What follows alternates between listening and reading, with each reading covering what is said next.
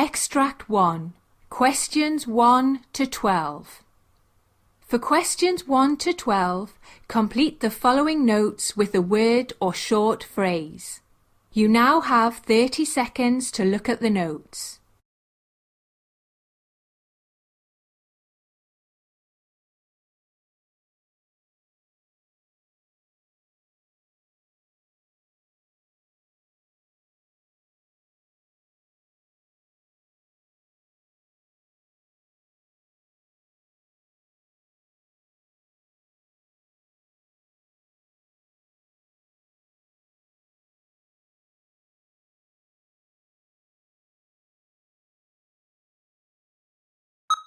Hello, doctor. Good morning.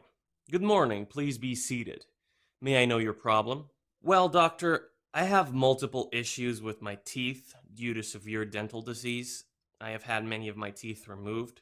Now I have severe tooth pain. Both lower and upper teeth on my left side have been troubling me for the past 3 days. Well, what's your age? 29, doctor. What medications are you taking? I'm taking OxyContin and Vicodin for my knee pain. I need more pain medications because I do not want to use that medicine for my toothache. Are you allergic to any medicine? Yes, penicillin and codeine. Do you drink or smoke? I do not drink, but I do smoke regularly. Well, your test reports show temperature 97.9, blood pressure is 146/83, pulse is 74, respiration 16, oxygen saturation 98% on room air, and interpreted as normal. Mouth and oropharynx shows multiple denture and multiple dental caries. You have tenderness to tooth 12 as well as tooth 21. Your gums are normal. There is no erythema or swelling. There is no purulent or other discharge noted. The floor of your mouth is normal without any abscess, suggestion of Ludwig's syndrome. You have developed odontologia and multiple dental caries. Well, I am prescribing Dilaudid of 4 milligrams intramuscular, and I would suggest you go for a filling. In this treatment, the affected area of the teeth will be drilled, and the decayed substance will be removed, and the empty space will be packed with an appropriate dental filling material. Okay, doctor. Thank you.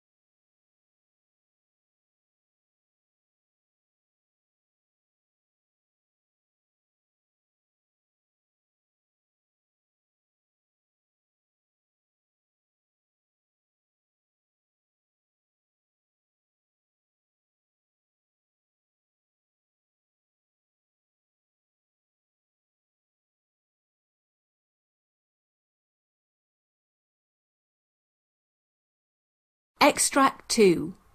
Questions 13 to 24. For questions 13 to 24, complete the following notes with a word or short phrase. You now have 30 seconds to look at the notes.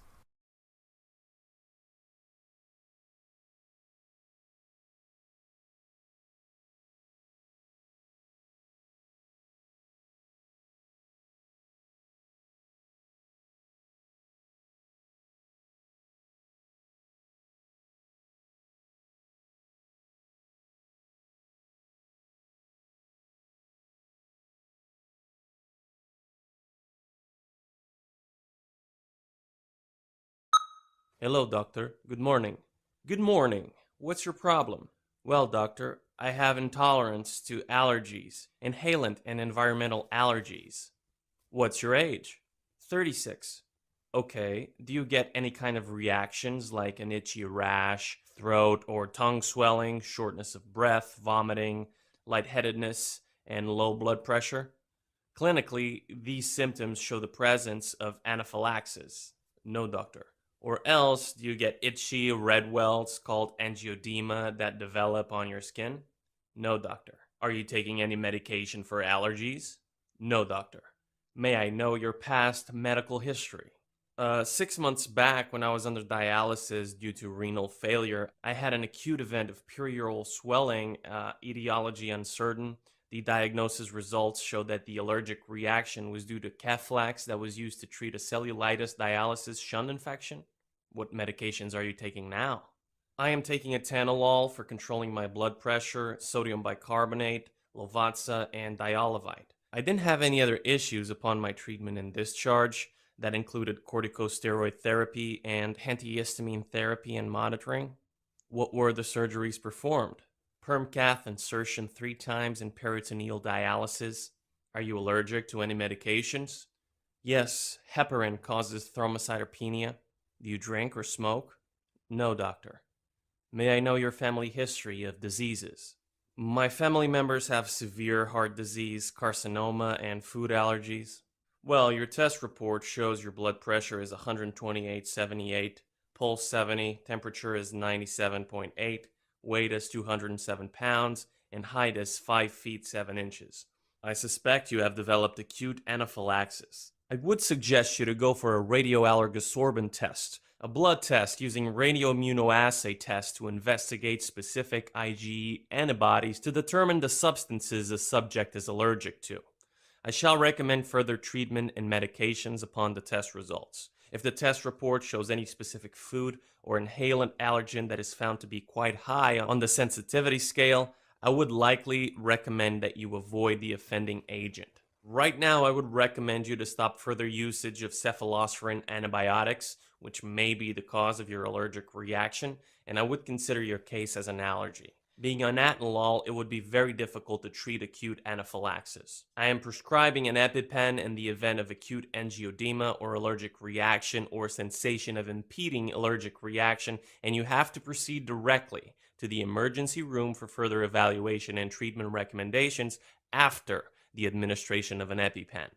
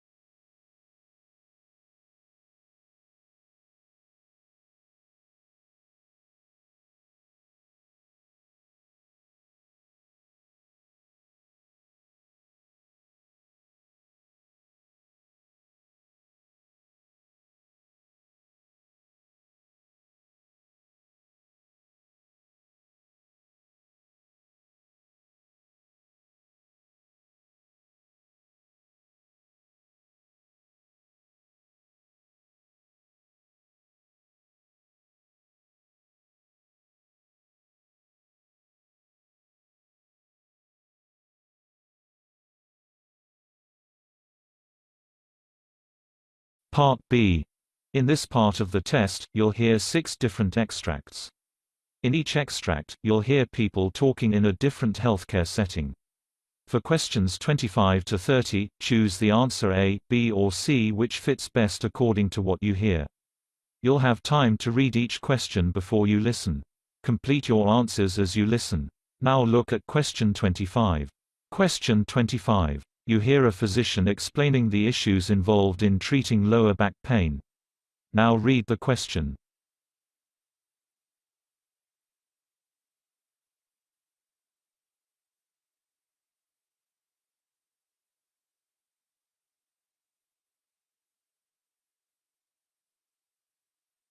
Lower back pain is one of the crucial issues in the medical field leading to disability, and it's growing alongside the aging population, which are more rapid in low-income and middle-income countries, where adequate resources to deal with this issue might not exist. Therefore, the impacts are probably extreme in such regions. Most of the lower back pain issues are unrelated to particular identifiable spinal abnormalities, and this announcement is an alert for action on the global issue of lower back pain. Typically, most of the clinical practice guidelines suggest similar approaches for the investigation and treatment of lower back pain. Their suggestions include the use of biopsychosocial strategy with initial non-pharmacological treatment, including the suggestion of self-management and resumption of exercises, normal activities, and psychological programs for those with continuous symptoms. Nevertheless, recommendations are mainly based on the trials exclusively from high-income countries, focusing mainly on treatments rather than its prevention. Therefore, there is a massive gap between evidence and the existing practice. Without the use of suggested first-line treatments and inappropriately high use of imaging, spinal injections, opioids, and surgery. Following similar strategies will never reduce back-related disability or its consequences in the longer run. The effective treatment will be those which align the evidence with practice, focus less on spinal abnormalities, and suggestions of activities including work participation. Although we have devised effective and promising solutions that require greater attention and intensive research to establish whether they are suitable for larger-scale implementation. These potential solutions include the redesign of clinical pathways, focused strategies to implement best practice, integrated health, and occupational interventions to reduce disability with prevention strategies.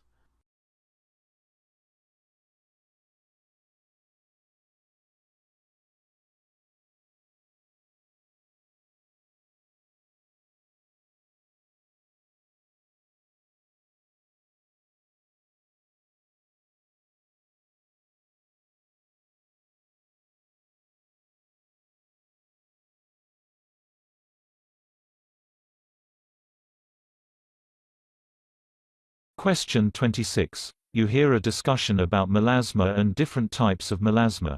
Now read the question.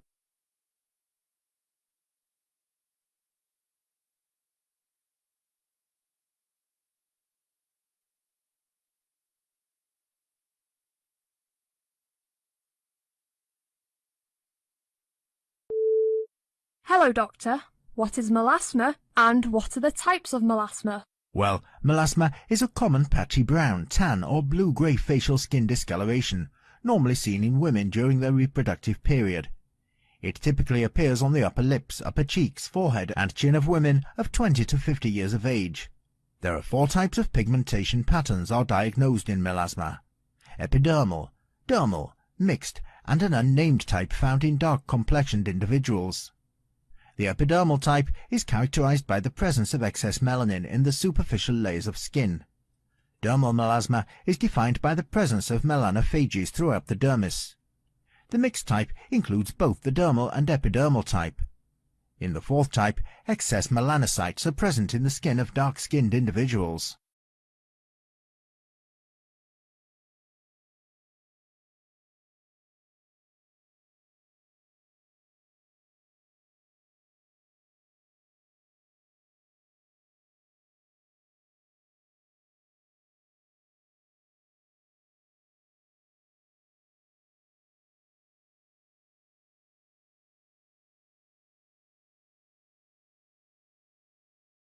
Question 27. You hear a discussion between 2 doctors about VX and its effects.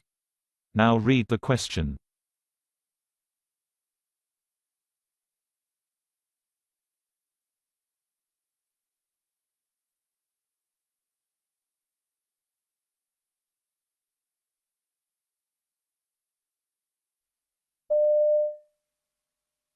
Hello, doctor. What is VX and how is it obtained? VX is a man-made chemical warfare agent classified as a nerve agent, which are the most toxic and rapidly acting of the known chemical warfare agents, which are similar to pesticides called organophosphates. Symptoms will start appearing within a few seconds of exposure to the vapor form of VX, while the appearance of symptoms may take from a few minutes to 18 hours of exposure to liquid form of VX. Compared with a nerve agent called sarin, VX is much more toxic by entry through the skin and much more toxic by inhalation. Since VX is the least volatile nerve agent with the slowest evaporation level from liquid to vapor, it can be a long-term threat as well as a short-term threat.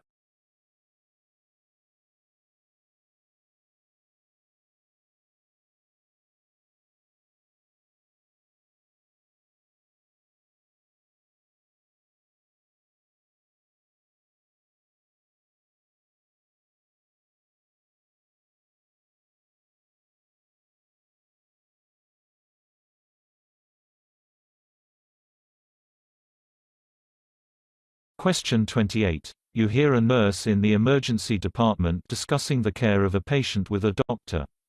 Now read the question.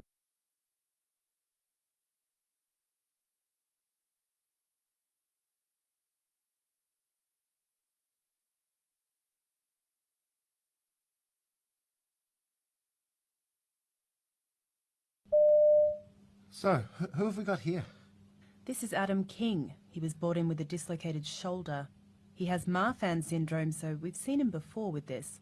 Last time he was here, the shoulder popped back in while we were putting his arm in a sling, and he was able to put it back in himself just by relaxing his muscles, but he's in quite a bit of pain right now, so he's having trouble calming down and getting those muscles relaxed. Right, I see. So, do you want to start with some nitrous and some pain relief? Yes, I think that's best, just until he calms down.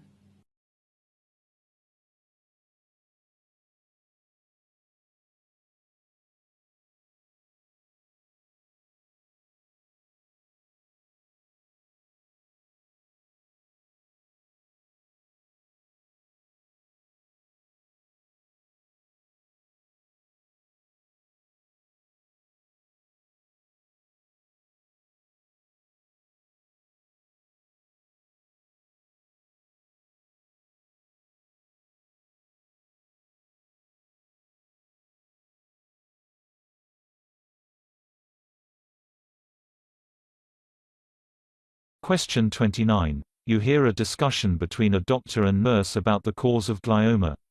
Now read the question.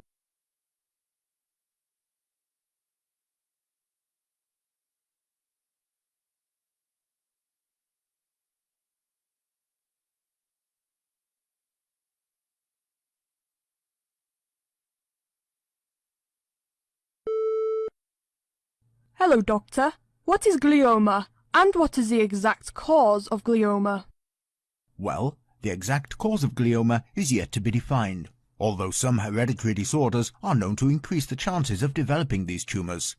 Examples of glioma include tuberous sclerosis and neurofibromatosis.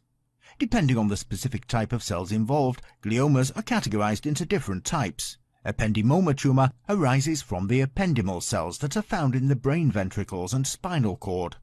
Oligodendroglioma involves the cells called oligodendrocytes that provide insulation in the form of myelin. Astrocytoma tumour involves the astrocytes, which are the cells that transport nutrients and providing structural support to neurons. Mixed gliomas are the tumours that contain a combination of cell types, such as an oligoastrocytoma, for instance.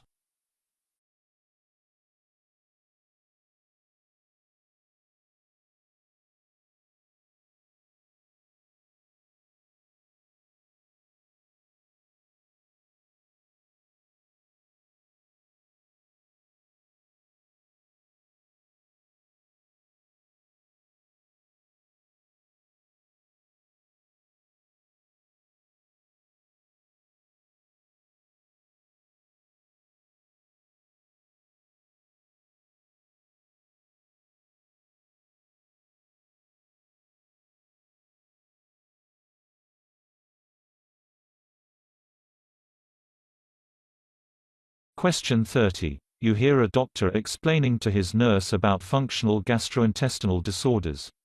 Now read the question.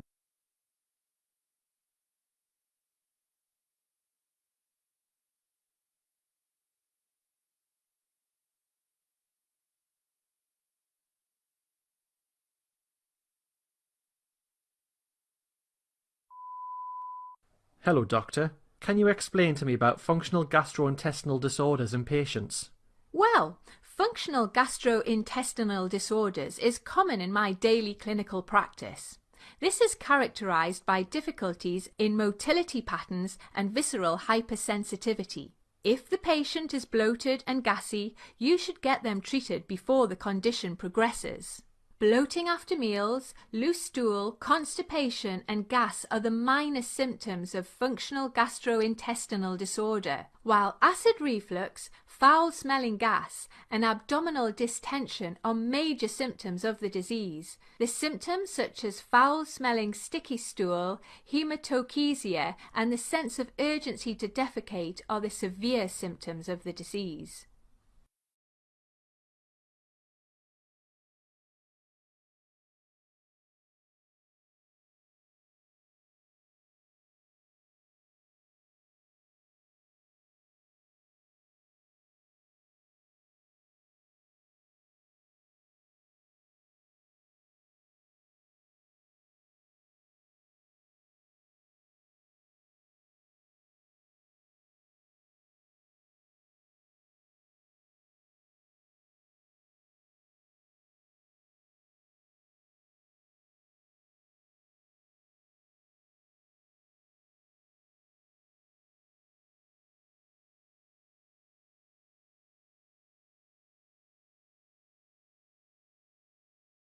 That is the end of Part B. Now look at Part C. Part C. In this part of the test, you'll hear 2 different extracts. In each extract, you'll hear health professionals talking about aspects of their work. For questions 31 to 42, choose the answer A, B or C which fits best according to what you hear. Complete your answers as you listen. Now look at Extract 1. Extract 1. Questions 31 to 36. You hear the monologue of a physician, giving a lecture on the different types of non-Hodgkin's lymphoma. You now have 90 seconds to read questions 31 to 36.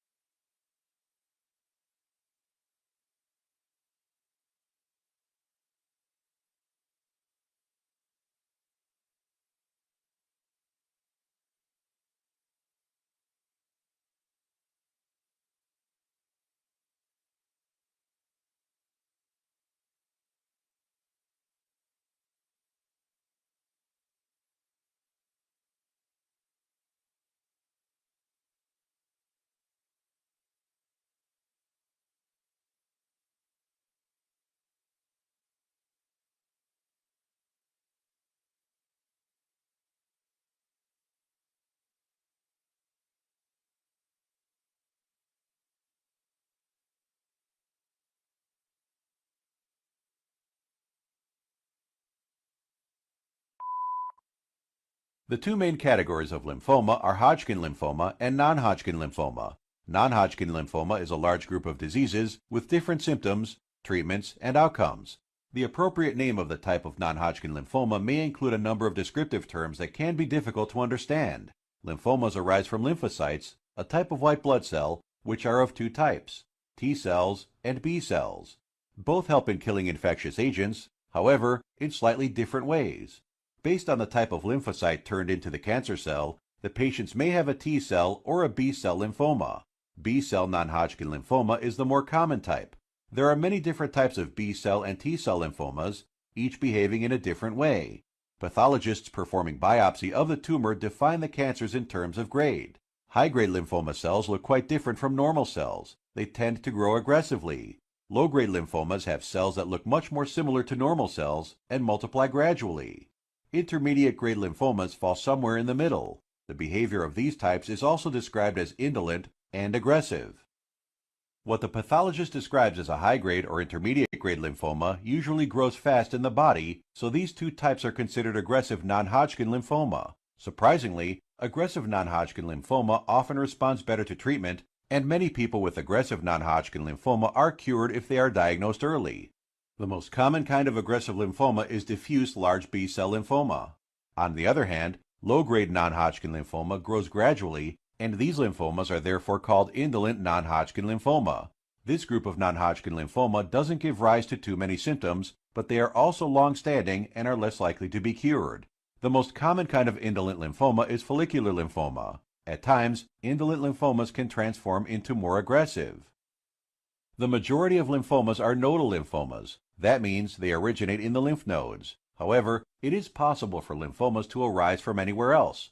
When the lymphoma is mainly present in nodes, it is called nodal disease. Occasionally, most of the lymphoma may be in an organ that is not a part of the lymph system, such as the skin, the stomach, or the brain. In such condition, the lymphoma is referred to as extranodal.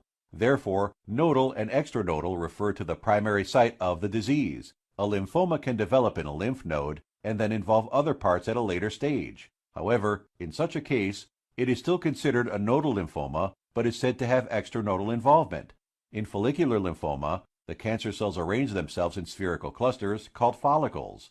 In diffuse non-Hodgkin lymphoma, the cells are spread around without any clustering. Most of the time, low-grade non-Hodgkin lymphoma looks follicular, An intermediate or high-grade non-Hodgkin lymphoma looks diffuse in biopsy. Non-Hodgkin lymphomas are also described as common or rarer based on the statistics of the new cases every year.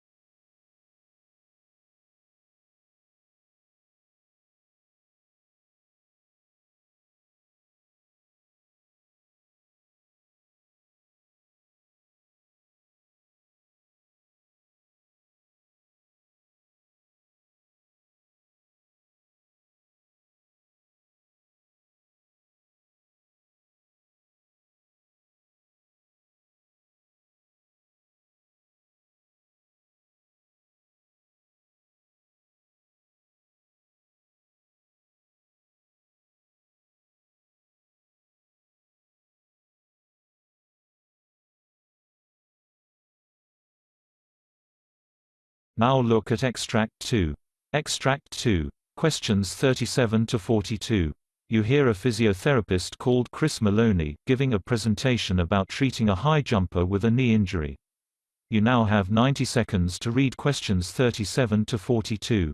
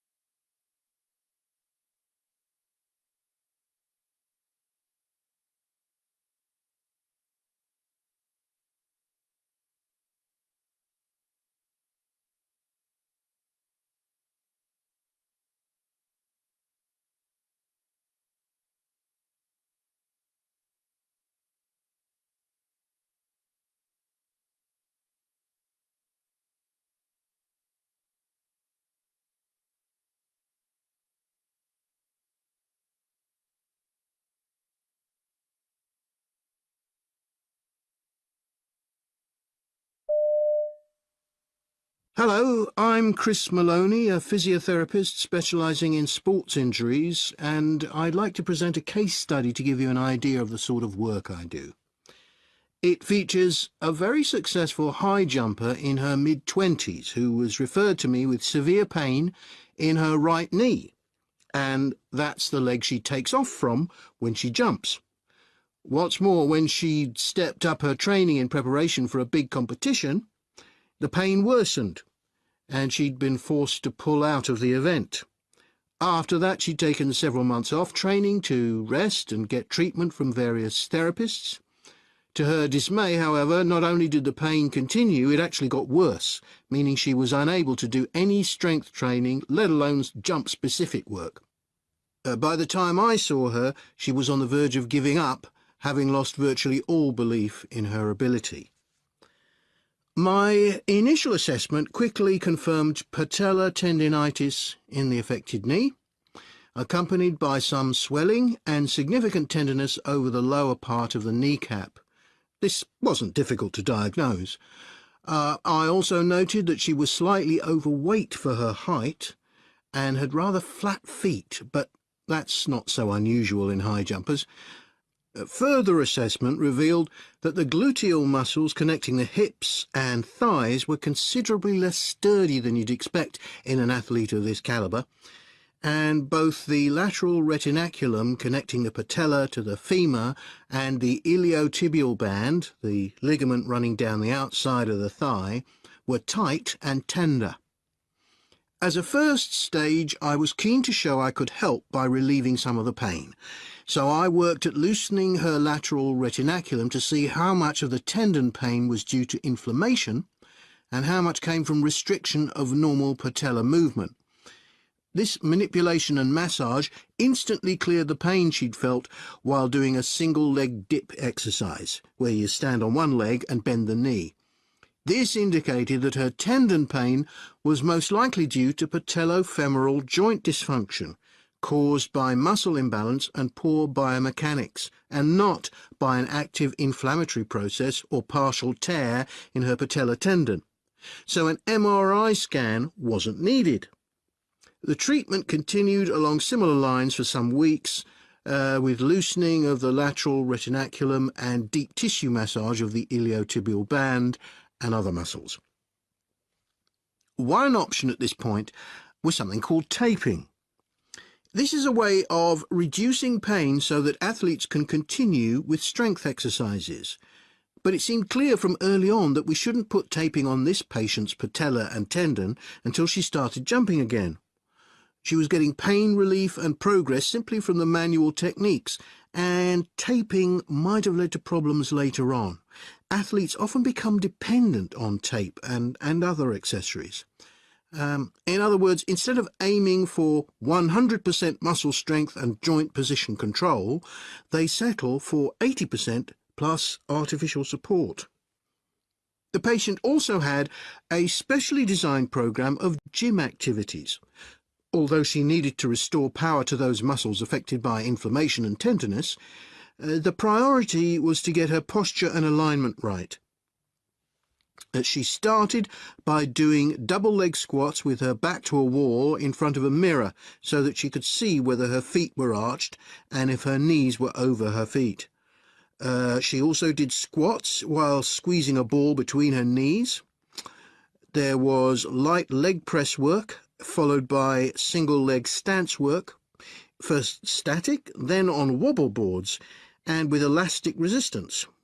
She progressed to moving on and off steps, sometimes holding weights, all the time paying close attention to positioning and muscle and joint alignment. The next stage was to liaise with the patient's coach. She began running, jogging for stamina, and then sprint sessions. Work on power was stepped up gradually and included some weightlifting. After some analysis, we also decided to modify her run-up to the high jump bar. By beginning from a wider position and running in with much less of a curve, there was much less of an impact on the ankle, knees and hip, especially in her right jumping leg. Interestingly, the patient reported that remodelling the run-up felt fresh and motivating and helped to reinforce the sense she had of being a reborn athlete.